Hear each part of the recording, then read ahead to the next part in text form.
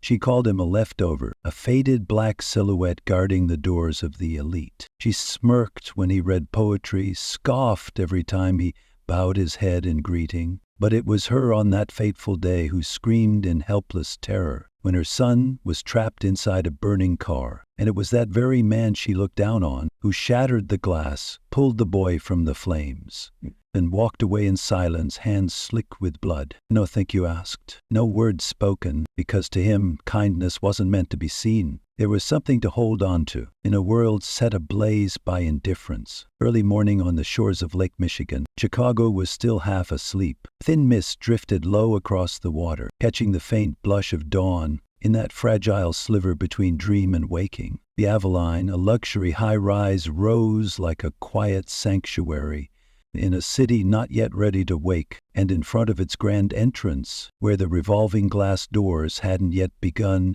their familiar spin, Samuel Reed was already standing. He wasn't the center of the picture, but he wasn't outside of it either. In his dark blue blazer, crisply pressed, his cap tilted just slightly to the right, leather gloves folded neatly in his coat pocket, Samuel felt like part of the building itself, steady, silent, always there. So long, in fact, that people had forgotten why he was even there. For 12 years, Samuel had manned the door at the Avalon. Every morning, he was the first to greet the sunlight as it filtered through the building's classical columns. Every night, he was the last to lock the doors. As the hallway lights slowly blinked out, he remembered every resident's name, every pet, even the birthday of one elderly man's father long passed on the 8th floor. But how many remembered his name? He didn't blame them, because Samuel knew some jobs were meant to be invisible, like background notes in a grand symphony that keep the music in rhythm. But just because he wasn't meant to stand out didn't mean he didn't have a story. In his left coat pocket, he always carried a soft leather notebook, its corners worn smooth. The ink was faded, the paper yellowed, like it had been left in the sun too long. Inside, fragments of poetry, ideas, observations. Entry was about the expensive shoes that walked past his face. Another captured the quiet loneliness in the eyes of an old woman who lived alone on the 3rd floor.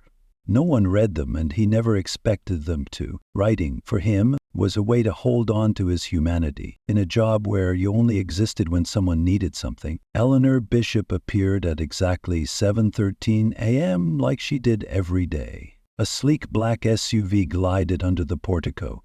The driver stepped out to open her door, but she was already walking away. Tall, sharp-featured, like waiting was something that simply didn't apply to her. She wore a cream trench coat, a silk Hermes scarf draped effortlessly, her hair pulled into a perfect chignon, heels clicking crisply on the marble. Her face, beautiful in a cold, distant way, never revealed more emotion than necessary. She wasn't a bad person. She just believed in order. And in that order, people like Samuel were background, meant to help her life run more smoothly. Reading poetry again? Eleanor said, eyes fixed on her phone. It wasn't a question meant to be answered, just a reminder of the gap between them. Samuel gave a slight nod. Yes, Mrs. Bishop, some mornings need a few lines of verse to keep the mind from being swept away by the world out there. She walked past without a word, leaving only the trace of her perfume. Cold like frozen snow, the glass door closed behind her, so gently it was as if no one had ever walked through it. Samuel gripped the notebook in his hand. I'm not out of sadness. He was used to people like her. But that kind of coldness, over time, left tiny cuts, just deep enough to harden the heart if one wasn't careful. Caleb Bishop, 16, showed up a few minutes later. He moved fast, backpack slung over one shoulder, headphones resting around his neck, hair tousled, like he hadn't slept well. But unlike his mother, Caleb always looked Samuel in the eye and greeted him, not out of habit, but like he saw the man in the uniform. What do you read every morning? Caleb once asked, his tone casual, but his eyes curious. Samuel pulled out the little book. Langston Hughes, a poet who spoke for the people, who never had a microphone to tell their own story. I'd never heard of him, Caleb admitted. When you're ready, I'll lend it to you, Samuel replied, offering a soft smile. It was the first time in years someone had wanted to hear his voice. Days passed. Weeks turned over like pages in the wind. The Avalon spun quietly in its own little world. And Sammy, he kept recording it all, Every expression, every subtle breath, like a man collecting moments in time. Oh, some days, he watched the couple from the 7th floor pass each other without a word, and later that night heard their argument echo through the hallway until near dawn. Other days, he saw a little girl clutching a worn teddy bear step into the elevator, eyes full of worry, like someone about to be left behind. The next morning, the family had moved out. No one asked him what he'd seen, but he remembered it all, and he understood. It's the smallest details that signal when something's starting to crack. The Avalon, for all its splendor, was still a shelter for weary souls, and somehow Samuel had become its quiet guardian, unseen, unnamed, never asking to be noticed. Only Caleb was a flicker of light in those long, silent days.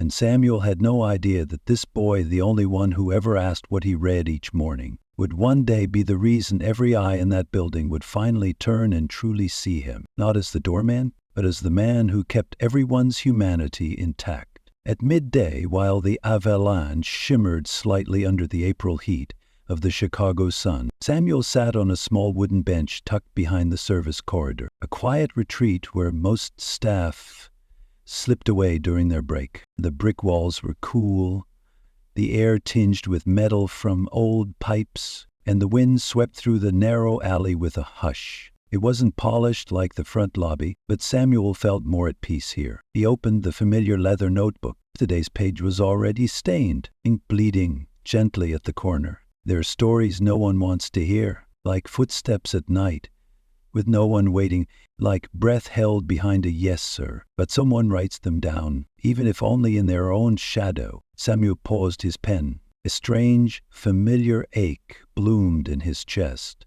Longing not for something lost, but for the man he used to be before the uniform. He was an English teacher at a public high school on the south side of Chicago, where the paint peeled from walls, the library shelves were bare, and the students carried unspoken wounds in their eyes. But in that hardship, Samuel had been a source of light. He didn't just teach grammar or unpack metaphors from Frost and Angelo.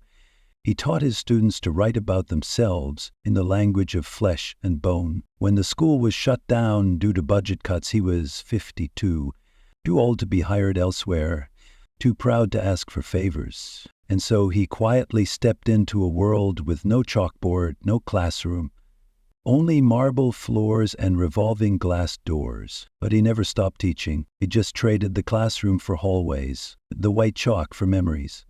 Gloria Ramirez, the Avalon's night shift manager, often found him sitting in the back corner writing after his shift. One night she asked, "You're not tired yet, Samuel? After all these years?" He just smiled and tapped the notebook. "As long as there's something worth writing down, I'll be here." Gloria once secretly read a poem he'd written about a widow on the 5th floor, a piece that described the silence echoing through her footsteps on old hardwood floors. She cried, not because it was sad, but because it saw something she knew the woman had never dared to say aloud. In those seemingly simple lines, Samuel held the soul of the building, a place where elegance disguised the quiet fractures in people's hearts. Caleb gradually became a fixture in Samuel's world. Not a friend, not quite a student, just two souls who happened to see each other through the thick silence of the world. One late afternoon, when Caleb came home later than usual, he stopped by the front desk. Samuel was still writing. "What are you working on?" Caleb asked, his voice low, like he wasn't sure if he was allowed to ask. Samuel lifted his eyes, thought for a moment, then handed over a loose page. The boy with headphones each morning, but quietly hears what grown-ups tune out. He doesn't say much, but his eyes always listen. Caleb stood silent, a flicker of confusion, then a slow, steady nod. "I like it. Feels like someone finally said what I couldn't." Samuel just smiled, folded the paper, and gave it to him. "Keep it. That's the first piece I've ever written about someone who's still alive." Eleanor, on the other hand, seemed increasingly disturbed, not just by Samuel, but by the fact that Caleb was becoming less and less like her, quieter, more introspective, writing more, often staring into space, as if he were living in a world she couldn't control. One evening, at a wine party, hosted by the residents in the shared lounge. Eleanor stood amid a polished circle of friends, glass of red in hand. Soft piano music played in the background, and warm chandelier light brushed her hair like gold. She laughed, eyes flicking toward the front desk. "We have a philosopher guarding the door, did you know? Writing every day like he's composing a sidewalk epic." A few polite chuckles, a few eyes quickly turned away. Samuel heard it, of course he did, but he didn't react. He simply bowed his head as always. Caleb was nearby, standing at the staircase. He said nothing, but his fists clenched, his backpack straps pulled tight. When his mother turned to look, he was already gone. That night, Caleb didn't eat dinner with her. The basement of the Aveline at night was as quiet as a shelter bunker. Samuel sat there, writing. His pen trembled slightly from fatigue. People think laughter means life, but sometimes silence speaks louder. There are souls who sigh through their eyes. Samuel closed his notebook. He looked up at the concrete ceiling. A small voice echoed in his mind. That boy watches his mother like he's reading a book written in the wrong voice. He sighed. Somewhere very near, love had lost its way, and he at Doorman was the only one who could see it clearly. The Aveline's common floor was designed like the lobby of a five-star hotel. Vaulted ceilings, crystal chandeliers, velvet armchairs, and an antique grand piano resting against a glass wall overlooking Lake Michigan. Every weekend the residents hosted gatherings, cocktails, wine, dim lighting, nights where glasses were raised more often than honest words were spoken. That Saturday evening, Eleanor arrived just as she always did, 5 minutes late, draped in a black satin dress that hugged her slender frame, a pearl necklace glowing faintly under golden light. She didn't need to stand out. Wherever she went, her presence filled the room without effort. Samuel stood at the front desk as usual. He could have stepped into the back, but he didn't. No one asked him to be there, but he always was. The quiet promise that someone was watching, welcoming, ready. Eleanor glanced at him from across the room, as if his presence in such a refined setting were a blot of ink on silk. She stepped into the crowd. Chatter swirled around stocks, private schools, and someone's newly purchased third vacation home in Aspen. Wine glasses refilled. Laughter echoed, the kind that sits in the throat but never reaches the eyes. And then, as always, Eleanor spoke. "You know," she said with a soft laugh, voice lifting like she was on stage, "every morning I pass by the doorman. He's holding that old notebook, staring at it, like he's drafting the Constitution for a secret kingdom." A few people laughed, not because it was funny, but because they didn't dare not to. Maybe we're unknowingly living with a modern philosopher. Eleanor went on, her smile tightening, "And one day we'll see a poetry collection titled Revolving Doors and Luxurious Loneliness." This time the laughter was louder. Wine makes it easier to be indifferent. Samuel heard it all. He stood just 30 steps away, his hand resting on his notebook, head slightly bowed. Not a muscle moved. But inside, each joke sank like a drop of rain sliding down stone. Not painful, yes, cold and lasting. Caleb was there too. He stood against the wall, near the buffet, a soda in hand, untouched. He didn't laugh. He looked at his mother, then at Samuel. His face wasn't angry, just full of disappointment. When Eleanor turned to look for him, Caleb was gone. That night, in their 17th floor apartment, dinner passed in silence. Eleanor sat at the head of the table, cutting her salmon with a silver knife, occasionally glancing at her phone. Caleb sat across from her, headphones still hanging around his neck. After a few minutes, he pushed his food aside. "You're not eating?"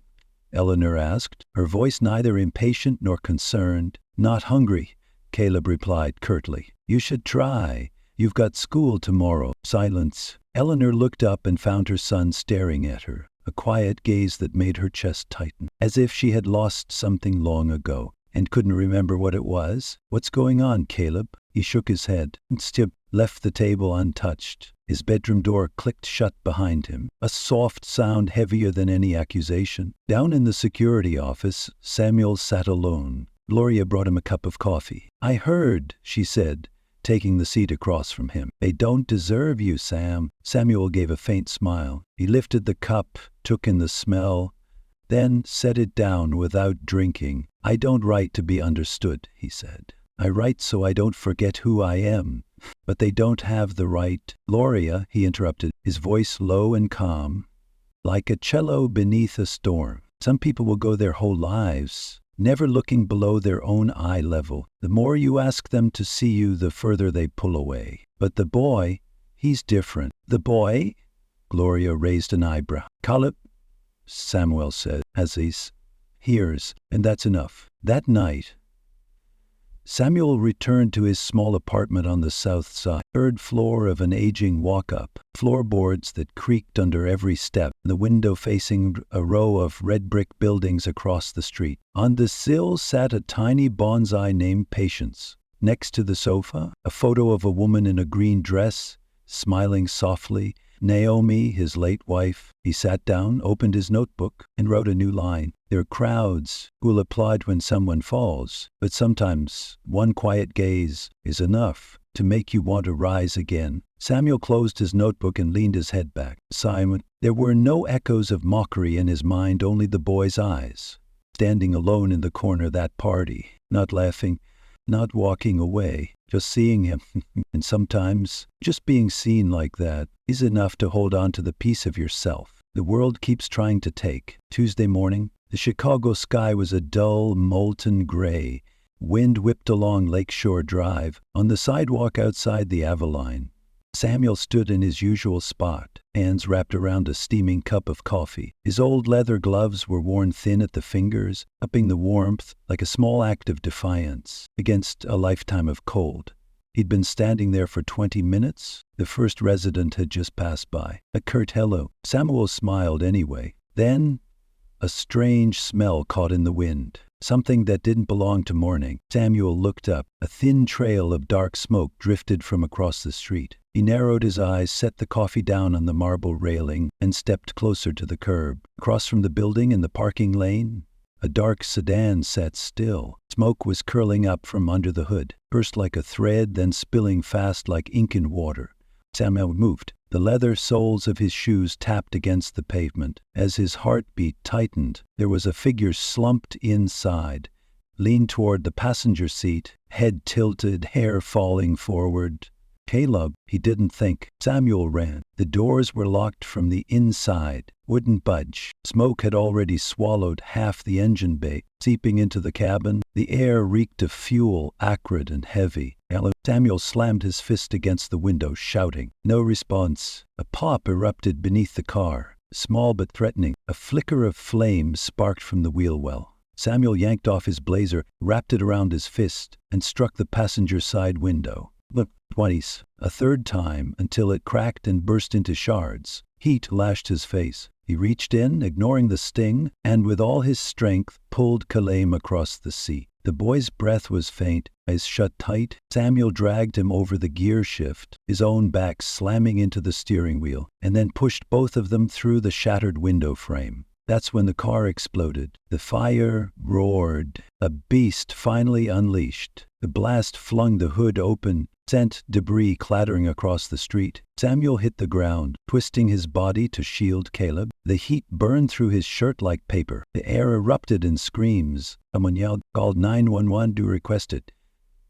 Called 911, do request. Samuel rose, unsteady, lifting Caleb in his arms. He stumbled away from the flames, his face streaked with soot and ash, hands bleeding from glass, but his eyes never left the boy's face. He set Caleb down gently on the sidewalk 10 yards away, tilted his head to the side, checked his pulse. A faint, raspy cough escaped from Caleb's lips. Samuel exhaled, his first real breath since he ran. By the time the fire trucks arrived, sirens howling like a hurricane, Samuel had stepped back. He stood near the street lamp, shirt torn, hands bloodied, watching as they loaded Caleb onto the stretcher. And then she arrived, Eleanor Bishop. She ran, heels pounding against the pavement, hair a mess, coat askew, her eyes wide, lips trembling when she saw Caleb, his face gray with ash, an oxygen mask strapped tight. "Oh my God, Caleb," she screamed, lunging toward her son, only to be held back by the medics. Then her eyes found him, Samuel, standing there, one hand crudely wrapped in cloth, face scorched, eyes red from the smoke. Their eyes locked, and for the first time, Eleanor said nothing, not a thank you, Not a question, only a silent collapse in her gaze, like the whole world she believed in. He had just exploded with that car. Samuel gave the slightest bow and walked away. The news spread fast. Local TV replayed a bystander's video. Doorman risks his life to save teen from burning car. Headlines exploded across online media. Social networks lit up with the image of Samuel carrying Caleb in his arms. Flames roaring behind them like a scene from a movie. People called him a hero. They dug up old photos of him standing in front of the Avalon, comparing him to superheroes from films. But he vanished. No one saw him the next day. In the 17th floor apartment, Eleanor sat at Caleb's hospital bedside. He was still unconscious. The heart monitor blinked steadily. She held her son's hand, shaking. No cameras caught that moment. No headlines wrote about it. Eleanor, the woman who once never lost control, now sat in silence, lips pressed white, staring at the bruises on her son's chest like they were punishments she deserved. On the edge of the table was a slip of paper left by a nurse. A witness statement, short and quiet. The doorman pulled the boy out less than 3 seconds before the car exploded. Eleanor read it again and again. The first time, her eyes blurred with tears. Samuel returned to the Eveline 2 days later. His burns were neatly bandaged beneath a long-sleeved shirt. He declined every interview request, refused the reward money, turned down all the late praise. At the front desk, he stood tall, same posture, but he was no longer the same man, not because he had changed, but because everyone else's eyes had. The Aveline's lobby that Monday morning felt different. The chandelier light still glowed soft and warm. The rugs were still spotless. Familiar perfume still floated in the air, with each resident passing by. But no one spoke loudly. No one rushed, as if something inside the marble walls had shifted permanently. Samuel Reed was back after 2 days away. He made no announcement. There was no farewell and no welcome back. But when the glass doors parted at 6:59 a.m., there he stood, in his old spot, clipboard in hand, uniform pressed sharp, gauze still wrapped around his left palm. No one knew how many hours he had spent in the hospital. No one saw him refuse the share your heroic story requests. He came back for no one but himself, because he knew where he belonged. Gloria on the night shift nearly burst into tears when she saw him. "Sam," she said, placing a hand on his shoulder, "you didn't have to come back so soon. They don't deserve—" Samuel gently interrupted her. "I didn't come back for them, I came back for me." And like every morning, he began again, checking the delivery schedule, reviewing names of new residents, straightening the quote frame on the front desk. Action is the language of character. 17th floor, inside the most luxurious apartment in the building. Eleanor sat alone in the kitchen. Everything was still pristine. Leather chairs, Italian countertops, high-end oven, but the room felt hollow. A strange silence clung to the space, the kind that money couldn't chase away. He had read every article, watched every video of Samuel saving Caleb. Each time the image played, Samuel running from the explosion with the boy in his arm. Her chest tightened like it might collapse in on itself. Caleb was recovering. Light burns on his wrists, bruises on one side. His lungs still coughed when he breathed deep. But he was awake, and he remembered everything. That morning, Eleanor finally stepped into his room after sitting frozen for hours. Caleb was typing something on his laptop, sunlight casting a faint glow on his now thinner face. "How are you feeling?" she asked, her voice strained. "Okay," Caleb answered, without turning. A few seconds passed. "Do you need anything?" she asked. He stopped typing, turned his head. "I need to know he's okay." Eleanor didn't ask who he was. That afternoon she stepped into the lobby. No heels, no blown-out hair, no sunglasses covering half her face. Just Eleanor, a woman with nothing left to hide behind. Samuel was checking the mailroom. When he turned around, she was there, silent. "Mr. Reed," she began, "I owe you my son's life." He looked at her, no resentment, no coldness, just a calm, steady gaze, almost serene. "I'm just glad I was there in time," he replied. "It's not just that." Eleanor swallowed hard. "I owe you more than that, a kind of respect I never gave you." Samuel tilted his head slightly. "Gentle, I never asked for that," he said. "Thank you for saying it." A long silence. Then Eleanor turned to leave, not with pride, but like someone who just set down a stone they'd been carrying for far too long. That evening, Caleb received a message. "If you're still interested in poetry, I have a few books I'd love to share." Caleb didn't respond. He simply stood, opened the door, and waited. A few minutes later, Samuel knocked. For the first time, he entered the apartment not to deliver a package, not to drop off the mail, but to sit down like a friend. Caleb handed him a stack of papers. "I'm working on my college essay. It's about someone who changed how I see the world." Samuel glanced at the title, The Silent Doorman. The boy sat across from him, eyes steady, unshaken. He wasn't the kid who used to rush past each morning. He was growing up, and the person who helped him do that wasn't his mother, wasn't a teacher, but the man the whole building had once looked right through.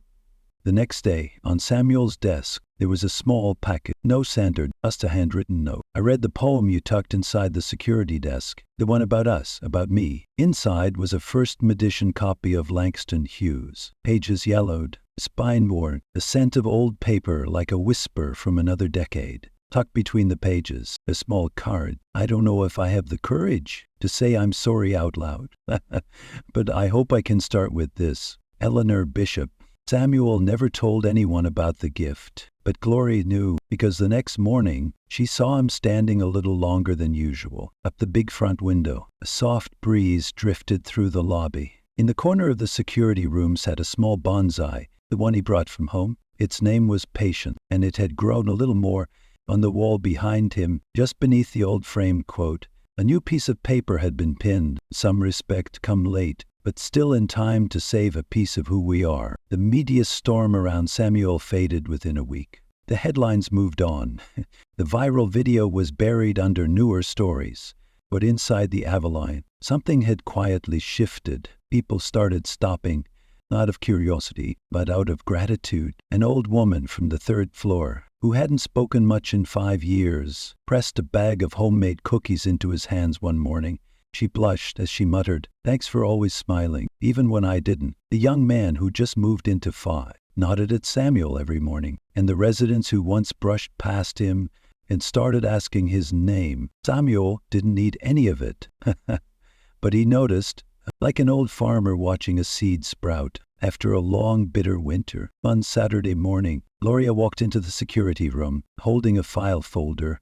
"Someone applied to be your assistant. Young guy used to work a building over on the west side." Samuel looked up, puzzled. "Didn't think I needed an assistant." "You never thought you were a hero either." Gloria smiled. "But you saved a kid's life, Sam. Maybe it's time you showed someone how that's done." The young man's name was Marcus, 23, sharp eyes, nervous voice when he met Samuel for the first time. I heard about what you did," Marcus stammered, scratching his head. "I know this job isn't just opening doors. I want to learn from the best." Samuel looked at him and gave a slow, quiet nod. "And start by never making anyone feel small when they walk through the door." On Marcus's first day, Samuel didn't teach him how to greet residents or hold a clipboard. Instead, he pointed to a woman from the 4th floor, pushing a stroller. "She always says she's busy, but she lights up when someone remembers her daughter's name. The little one's called Layla." Then he nodded toward a man hurrying by, who never talks to anyone. "But if you remember his birthday, he'll leave the thickest envelope at Christmas." Marcus blinked. "How do you remember all that?" Samuel just smiled and pulled a brand new leather notebook from his pocket. "Empty. Take it. Start writing."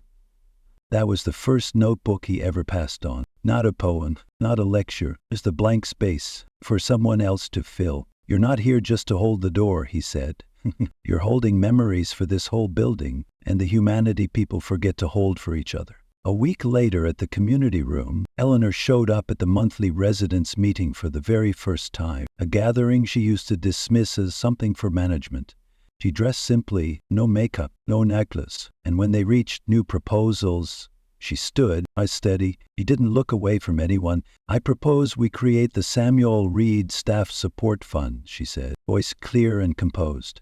"It will offer longevity bonuses, annual appreciation gifts, and a training scholarship program for junior roles." A ripple of murmurs moved through the room, but no one objected, because each person there, in some small way, had been helped by Samuel. Maybe with a timely nod, an umbrella in the rain, or a quiet reminder that still, somehow warm. When Eleanor sat down, she exhaled, as if finally paying a debt that had no invoice. That evening, Samuel sat at his desk in his small South Side apartment, writing in his notebook. Warm yellow light. The ceiling fan spun in silence. The bonsai on the windowsill swayed gently in the breeze. The new page was a poem he'd written for Marcus. The young man holds the door and first learns to hold his heart. For the world doesn't need someone to open the way. It needs someone who makes you want to walk in. He tore out the page, folded it carefully, and tucked it inside Marcus's notebook, where the boy had already begun his first few entries. He'd give it to him tomorrow. Suggests a quiet signal that Marcus was on the right path. Caleb was writing too. His essay, The Silent Doorman, was finished, admitted to several colleges. He wasn't sure he'd get into Columbia, but he was sure of one thing. He had written it with his whole heart. One afternoon, he returned to the Ava line, not to see his mother, but to see Samuel. He wore a button-down shirt, carrying a small canvas bag. The inside was a gift, a fountain pen, its wooden body engraved with the words, "You gave me the language to become myself." When he handed it to Samuel, Caleb said, "I've never seen anyone live so beautifully without needing to be seen." Samuel just smiled. His eyes glistened, but he didn't cry. "Make me proud, Caleb," he said, patting the boy's shoulder. "And remember, when you tell your story, tell it by living it." That night, the Ava lane rested in soft amber light. Samuel standing beside Marcus, who was showing him how to adjust the hallway heater on the 8th floor. A small thing, but vital for the old woman nearby,